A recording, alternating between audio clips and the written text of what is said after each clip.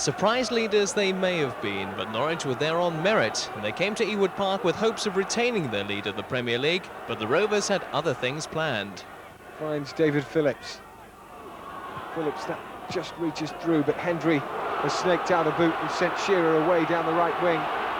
Shearer's got the pace of Butterworth, cuts inside him, excellent play Shearer, good ball into the middle, must be a goal here, and is for Roy Wegerle. Blackburn take the lead in this match. Roy Wegerle supplying the finish, but all the hard work done by Alan Shearer. Forward ball that Wegerle's chasing. Looks very hungry today. Wegerle keeps that in play well. Nice little left foot pass for Cowans. That's a good floated ball, and that's a cracking header by Sherwood. Blackburn 2, Norwich City 0. That's a fine challenge. Shearer again on this right flank. Shoulder charge as well. He's into the box. He's so unselfish. And Wegerle's got his second. And Shearer again has made it for him. And there's danger here. Norwich breaking clear with Rob Newman. Mims to beat. Does it very well indeed. An accomplished piece of finishing. Rob Newman taking the chance. Well, Norwich not in the best of form today, and Shearer's played a lovely give and go there. And Shearer, such an aware player, he's on the edge of the box. Oh, look at that magnificent goal by Alan Shearer. Surely one of the best you'll ever see. And that's a man banging form, banging confidence. And a terrific strike. Alan Wright finds Alan Shearer, and well, he's almost rugby tackled, isn't he, there, to be fair, by Sutton. And there's no question of a free kick on the edge of the box. John will really have to be on his toes here.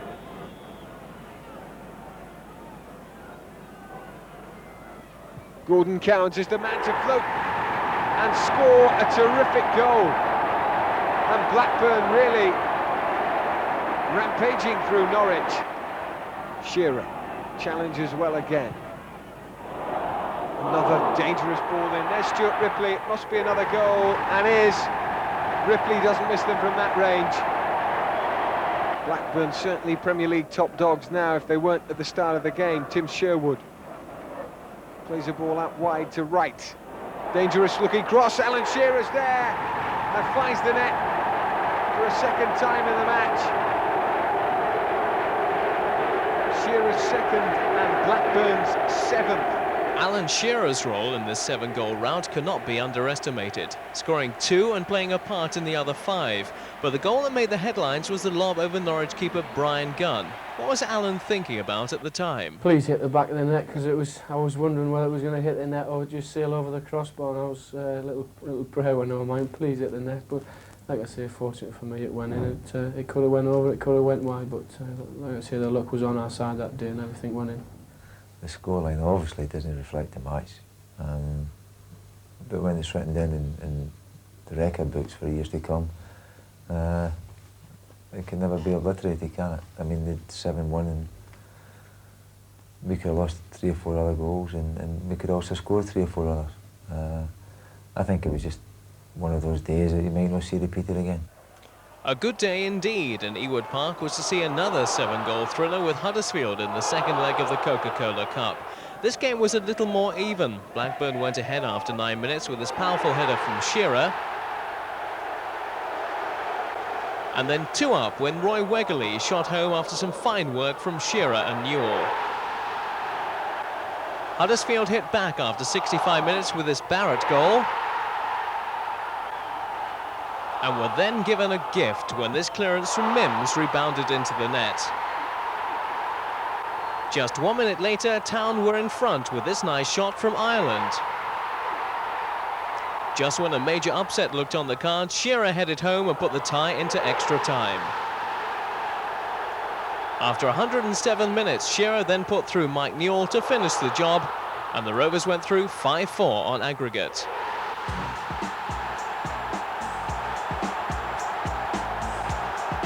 The next two games were to prove goalless for the Rovers, but a point from Villa Park and then a point off Manchester United said a lot for the quality of our team, our defence and keeper Bobby Mims.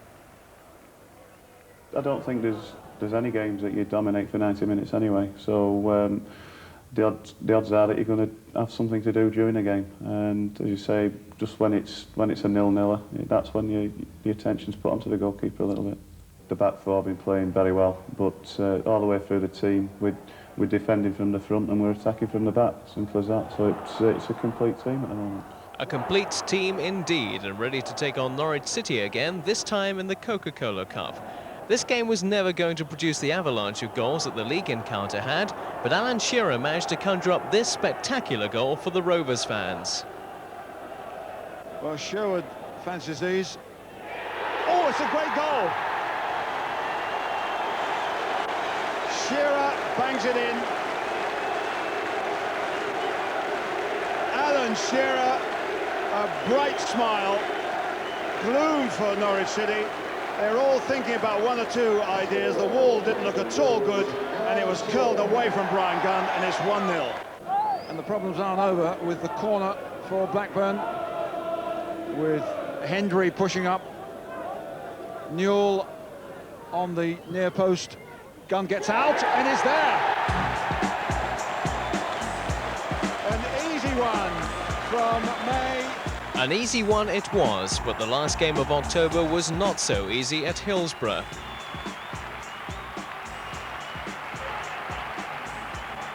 The trickery of Chris Waddle, a joy to watch, but not enough to do more than share the points with the Rovers. Our league position was to be envied by more than a few of our Premier League rivals, but there was still a long way to go.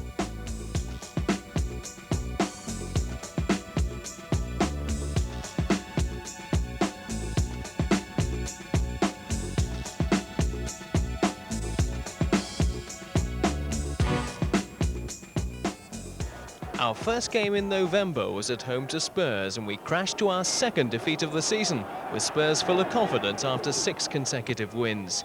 Their first was a miscued header from Teddy Sheringham that fell to David Howells to stab home. A twisting run from Gordon Jury forced a crude challenge from Colin Hendry, and Teddy Sheringham then tucked away the penalty.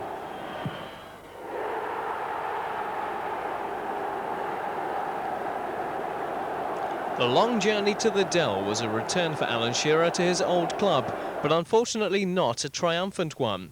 Close marking by Southampton new boy Ken Moncau kept Alan out of the game, and it was this long through ball by him that enabled Le Tissier to open the scoring with this fine finish.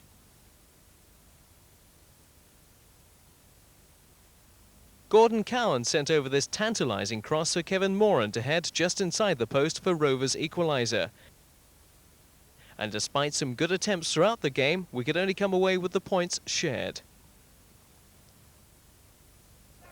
The following week, Jerry Francis and his successful QPR side visited Ewood in what was a rather frantic game from the start. Shearer being subjected to a nasty foul in the 3rd minute, which was to put him out of the game, but not before he put Rovers ahead with perhaps not one of his better goals, but it was enough to win all of the 3 points. 3 points that, despite not winning all our games in November, saw us lining up to go into the Christmas period in 2nd place behind Norwich City.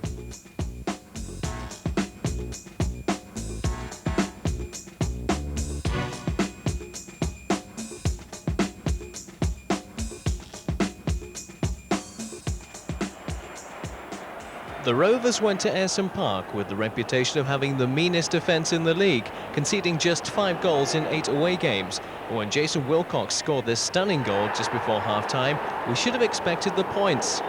John Hendry, however, had other ideas, and these 3 goals were more than enough to dent our record for goals against. An own goal after 74 minutes gave us some hope, but Borough held out, and we came home empty-handed. The next opposition in the Coca-Cola Cup at Ewood Park was First Division Watford. Another goal bonanza for the home fans, 7 in all, 6 of them from Kenny Dalglish's side. Fine challenge by Atkins in the midfield.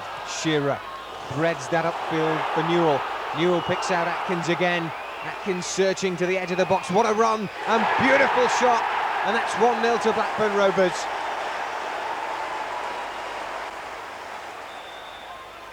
Jason Wilcox with a corner from the left-hand side. Scuffs it slightly, bobbling up and down in there. Shearer! That's number 2 and a gorgeous corker. Alan Shearer.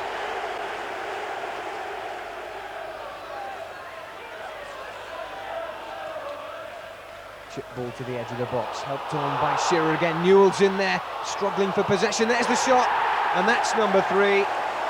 Mike Newell sweeping it in. Colin Hendrick pushing up front in the second period. Ripley out wide on the right, goes round his mum. Beautiful cross, the keeper's missed it completely. Alan Shearer stabs in number 4. Watford attacking down the left, promising run there and a good ball in the box, and that must be, well, that's a consolation. 4-1. Newell onto his left foot, dispossessed there, regains possession, out wide to the left, Wilcox there. And there's the cross, and there's Newell again, and that's a tremendous header from Mike Newell.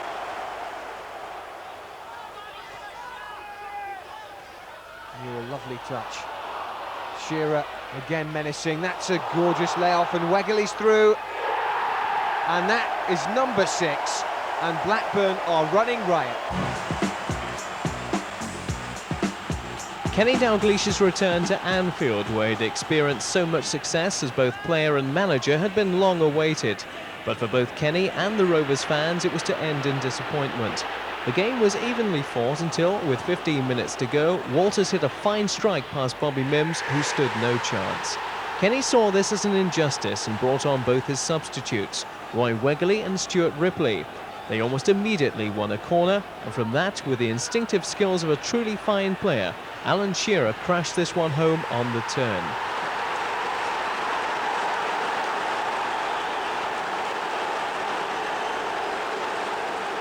Justice looked to have been served until Walters got on the end of this ball drilled across the middle. No points for the Rovers on the day when things just didn't go their way. After that defeat, points were vital in the next home fixture. But our next visitors, Sheffield United, while struggling at the bottom of the league, never made playing our style of football easy. Kevin Moran scored this, the only goal, halfway in the first half.